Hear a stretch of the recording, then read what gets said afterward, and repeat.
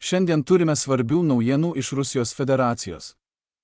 Čia Ukrainos raketos ir dronai sunaikino Rusijos naftos infrastruktūrą pačiu blogiausiu metu. Tai buvo tiksliai apskaičiuotas žingsnis, nes Ukraina tiesiogiai smogė Rusijos galimybei greitai atsigauti ekonomiškai, kas galėjo tapti gyvybiškai svarbia finansinė pagalba. Pirmojo šios kampanijos smūgio taikiniu tapo pagrindinė Rusijos strateginė naftos perpumpavimo stotis Tichoretske, kurią atakavo Ukrainos liūti dronai.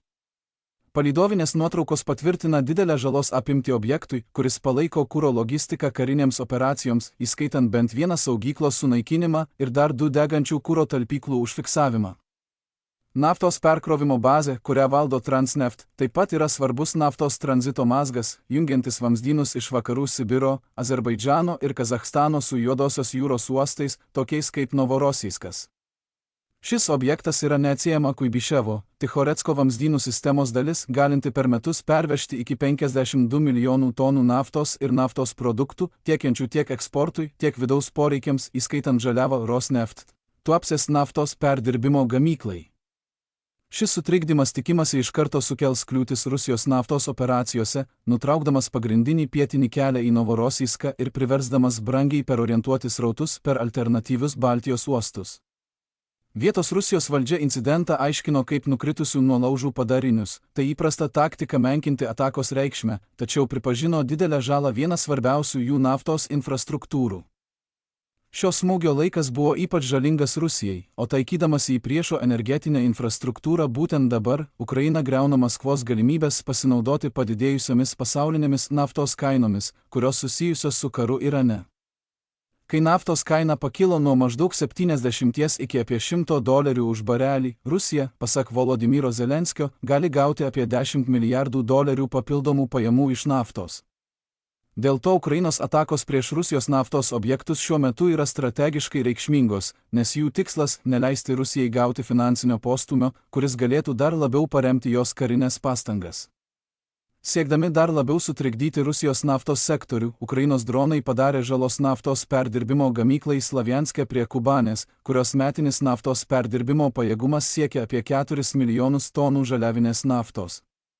Šis objektas jau buvo atakuotas 2 kartus per pastaruosius mėnesius, o naujausias smūgis sustabdė veiklą ir sutrukdė remonto darbams. Ukrainos dronų smūgis taip pat sukėlė tanklaivių gaisrą naftos bazėje Krasnodaro regione, kur buvo laikomi naftos produktai. Ugnis greitai išplito į papildomas saugyklas, nes stiprus vėjas stūmė liepsnas į gretimus rezervuarus, galiausiai sunaikindamas didžiąją dalį bazės talpyklų ūkio ir rodydamas didelę žalą visoje teritorijoje. Ukrainos oro smūgiai taip pat buvo nukreipti į Afipsko naftos perdirbimo gamyklą, tiesioginis pataikymas į vamzdynų viaduką sukėlė produktų nuotėkį, o geolokuota vaizdo medžiaga patvirtina žalą perdirbimo įrenginiui. Papildomas smūgis buvo suduotas Temriuko naftos terminalui, kur užsiliepsnojo laikytas kuras ir kilo didelis gaisras, sukeldamas pavojų 30 saugyklų, kurių bendra talpa siekia 6000 tonų. Šis terminalas yra pagrindinis pietų Rusijos suskystintų angliavandenilių dujų eksporto taškas, per jį taip pat nukreipiami naftos ir naftos produktų srautai. Siekdami dar labiau apkrauti visą Rusijos naftos ir kuro ekosistemą, Ukrainos dronai smogė ir Armaviro naftos produktų vamzdynų mazgui, sukeldami gaisrą objekte. Ši vieta atlieka svarbų vaidmenį pumpuojant kurą pagrindiniais vamzdynais, kad būtų palaikomas srautas ir slėgis dideliais atstumais, saugant naftos produktus didelėse talpyklų aikštelėse, kad būtų subalansuoti tiekimo svyravimai, ir perkraunant kurą į geležinkelio vagonus tolimesniam paskirstimui. Tokio mazgo sutrikdymas ar sugadinimas turi platesnių pasekmių nei tik tiesioginė žalos vieta, tai paveikia kuro transportavimo tinklus ir tiekimą keliuose pietų Rusijos regionuose, tiesiogiai atsiliepia Rusijos karo pastangoms. Ukrainos dronai taip pat taikėsi į Lukoil naftos perdirbimo gamyklą Uchtoje, esančią maždaug už 1700 km nuo fronto linijos, kur kilo gaisras perdirbimo įrenginyje. Ši gamykla, kurios metinis perdirbimo pajėgumas siekia apie 4,2 milijono tonų, buvo pataikyta į perdirbimo įrenginį, sunaikinta rektifikacijos kolona, taip pakenkiant šiauriausiai Rusijos perdirbimo gamyklai, kuri aprūpina visą regioną degalais. Apskritai, Rusijos planą pasinaudoti karu Irane ir Amerikos sankcijų Indijai švelninimu, kad būtų galima parduoti naftą už didesnę kainą, sužlugdė nuolatinę Ukrainos smūgių kampaniją prieš pagrindinę naftos infrastruktūrą.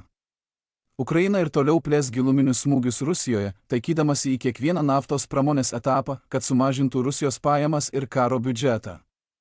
Tai neleis Rusijos vyriausybei atsigauti ir kompensuoti nuostolių dėl sankcijų, paversdamas staiga atsiradusią rusų galimybę prarastą progą. Jei norėtumėte sužinoti apie kitus svarbius šiandienos įvykius, kurių nespėjome aptarti šiame vaizdo įraše, būtinai apsilankykite mūsų interaktyviame naujienų žemėlapyje. Nuorodą į mūsų interaktyvų žemėlapį rasite aprašyme žemiau. Ačiū, kad žiūrėjote šią apžvalgą ir ypatinga padėka visiems, kurie jau seka mūsų interaktyvų žemėlapį.